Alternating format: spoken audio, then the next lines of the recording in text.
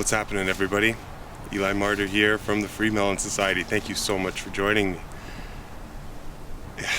It's the first snowfall of the season, and as soon as I saw that snow outside, everything was put on hold. Life was put on hold, and I said I just got to get out there and mess around, walk around in the forest, just be this type of calm silence is so rejuvenating, it's like music to the soul. Like, listen to this.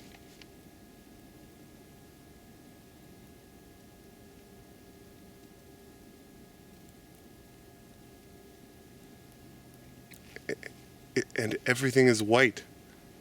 It's absolutely beautiful. Look at this. Look at this.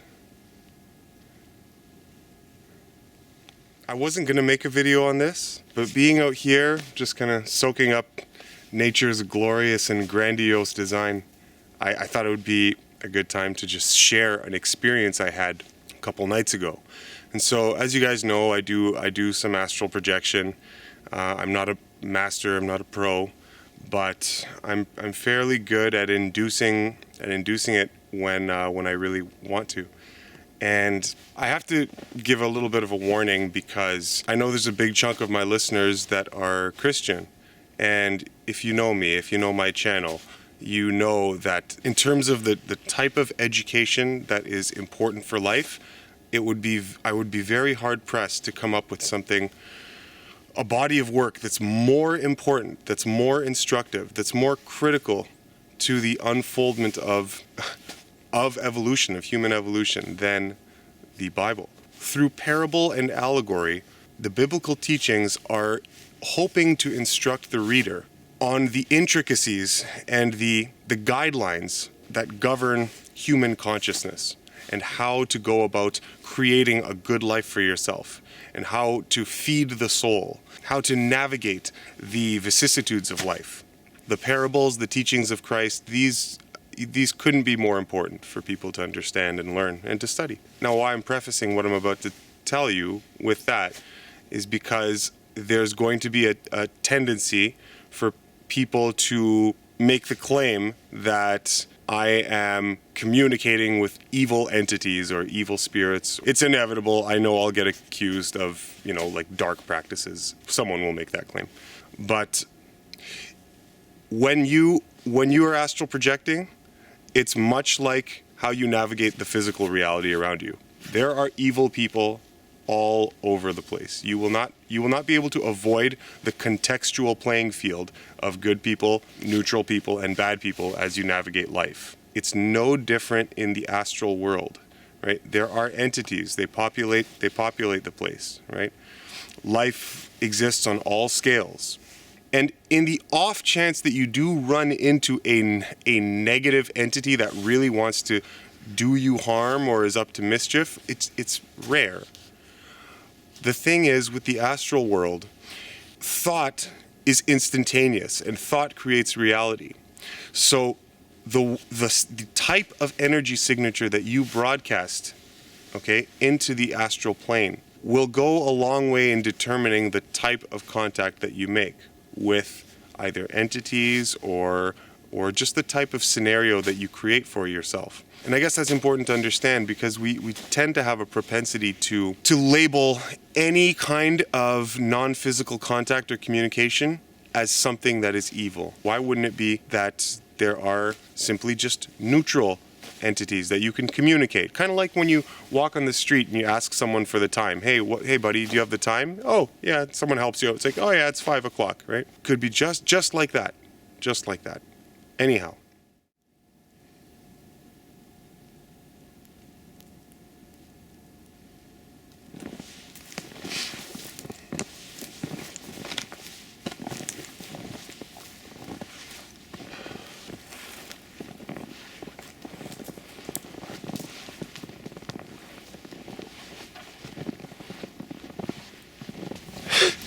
I can't believe I fell out of a tree earlier. Jesus Christ, man.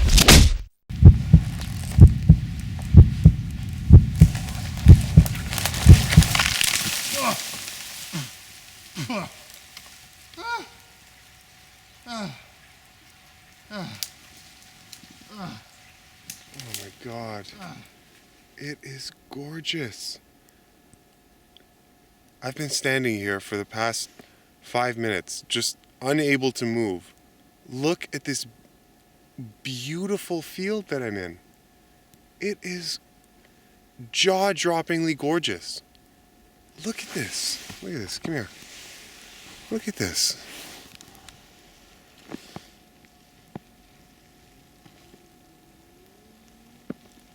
Oh my God.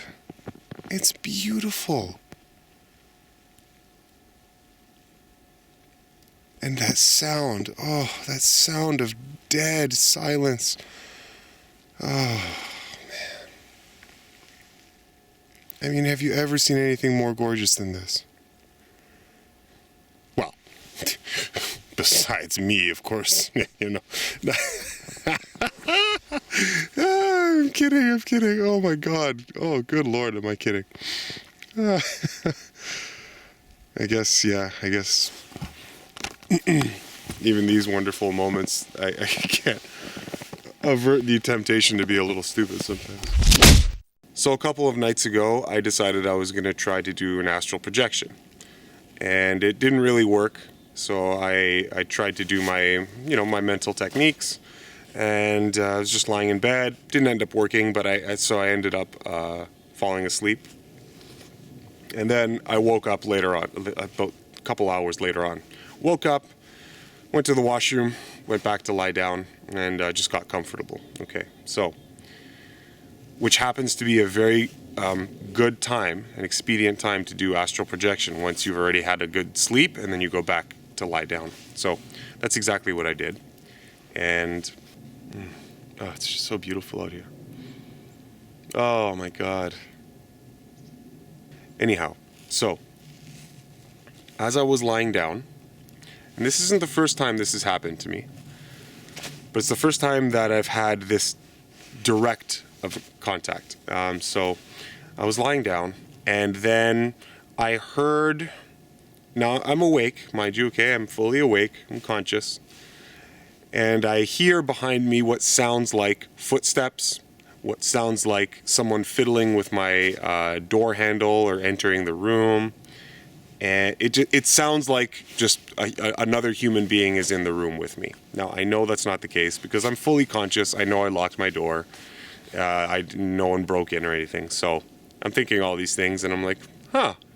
Now, I had a bit of familiarity because I've had this thing happen before, and nothing happened. I didn't freak out or anything like that.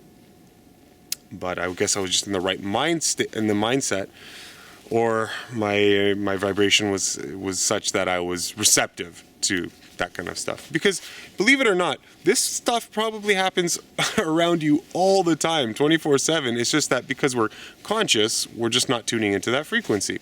But, just like Wi-Fi and radio waves and TV waves are all over you all the time, but you can't decode them. Well, if you were to just be able, with your consciousness, to tune into that frequency, you would be hearing all sorts of stuff, right? Anyhow, so I'm hearing these footsteps, I'm hearing this shuffling behind me. My back is turned, I'm sleeping on my side. Then I feel that whatever it was, the person, the entity is really up close behind me, like right behind my head, behind my body. And I can feel it, quote unquote, just breathing, just being there. Now, the tendency would be for someone to just absolutely freak out, okay? It's a very scary thing to happen. But because I had some familiarity, I didn't freak out. And all I did was I accepted that, okay, something might be here with me. And I just sent out love, neutrality, no fear, just comfort. I just sent out comfort and said, oh, welcome. If I didn't say welcome, but that was just the type of feeling I was broadcasting, okay? Put out an energy whereby I said, if there's nothing constructive that you have for me here, then I'll catch you on the next one. And but I don't need anything from you. Anyway, so once I did that, and I could feel the entity kind of just near my ear, near my shoulder, just being there, and when it started to get really close, I realized I had a bit of sleep paralysis, okay, where you can't move your body, even if you wanted to, even if you try, you can't move. And sleep paralysis is a very expedient state if you want to astral project. It means you're right on the cusp and you can project. It just takes just a hair more effort. So I recognized all this and got excited. I'm like, oh my God, I have sleep paralysis, and there's a thing breathing down my neck, a ghost breathing down my neck. This is crazy, but you know what? I'm just gonna go with this because I'm just gonna go with it. And as soon as I kind of surrendered to a peaceful calm and just acceptance, then that's when the magic started to happen. I felt the entity kind of interacting with my astral body. And I felt it start pulling me out, helping me pull my astral body out of my physical, because that was what I wanted to do. That was the intention. So it felt like a kind neighbor just noticing that you want to do something and just coming to help you out. You know, you help an old lady put her groceries into her car or something. It felt like that. And feeling is everything in this world, okay? Feeling is everything.